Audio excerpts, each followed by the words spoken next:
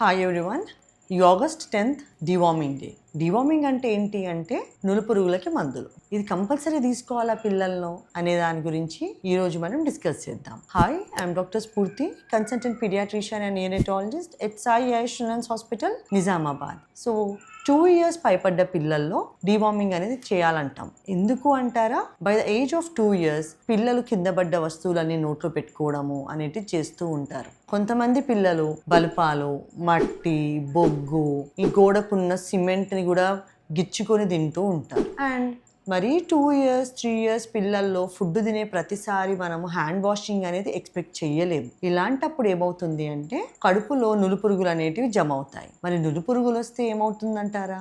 Iron absorption ని తక్కువ చేస్తుంది. దాని ద్వారా అనీమియా, కొంతమంది తెల్లపత్రికలు అంటుంటారు, అలాంటివి అది కూడా చూస్తూ ఉంటాం అన్నమాట పిల్లల్లో. సో అందుకని ఒకసారి 2 years క్రాస్ అయిన పిల్లల్లో ఎవ్రీ 6 monthsకి ఒకసారి ఖచ్చితంగా డివార్మింగ్ అనేది చేయించాలి. For any further queries please DM me. Thank you.